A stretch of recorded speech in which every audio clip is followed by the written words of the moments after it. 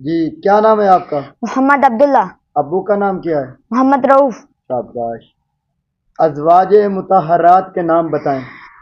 حضرت سیدہ خدیجہ الکبریٰ رضی اللہ تعالی عنہا، حضرت سیدہ سودا رضی اللہ تعالی عنہا، حضرت سیدہ عائشہ الصدیقہ رضی اللہ تعالی عنہا، حضرت سیدہ حفصہ رضی اللہ تعالی عنہا، حضرت سیدہ زینب بنت خزیمہ رضی اللہ تعالی عنہا، حضرت سیدہ ام سلمہ رضی اللہ تعالی عنہا، حضرت سیدہ زینب بنت جحش رضی اللہ تعالی عنہا، حضرت سیدہ جبیریہ رضی اللہ تعالی عنہا، حضرت سیدہ صفیہ رضی اللہ تعالی عنہا، حضرت سیدہ ام حبیبہ رضی اللہ تعالی عنہا، حضرت سیدہ میمونہ رضی اللہ تعالی عنہا۔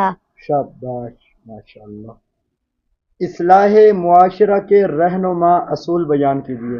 رسول اللہ صلی اللہ علیہ وآلہ وسلم نے ارشاد فرمایا، ایک دوسرے سے حسد نہ کرو، بلا وجہ چیزوں کی قیمتیں نہ بڑھاؤ، ایک دوسرے سے بغض نہ رکھو، ایک دوسرے سے ناراضگی نہ رکھو، کسی کی خرید و فروخت اور سودے پر اپنا سودا نہ کرو، اللہ تعالیٰ کے بندے اور بھائی بھائی بن جاؤ، مسلمان کا بھائی ہے، لہذا کوئی بھی اپنے بھائی پر ظلم نہ کرے، اپنے بھائی کو رسوا نہ کرے اور اپنے بھائی کو حقیر نہ سمجھے۔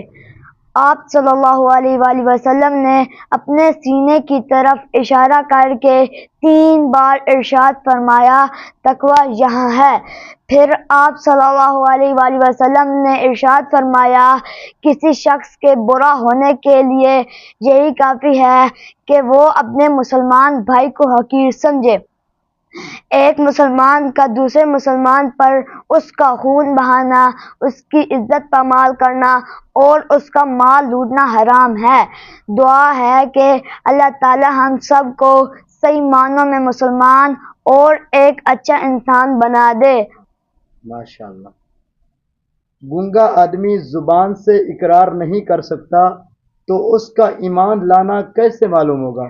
اس کے لیے قدرتی مجبوری کی وجہ سے اشارہ کر دینا کافی سمجھا جائے گا، یعنی وہ اشارے سے یہ ظاہر کر دے کہ اللہ تعالیٰ ایک ہے اور حضرت محمد صلی اللہ علیہ وآلہ وسلم اللہ تعالیٰ کے آخری نبی ہیں۔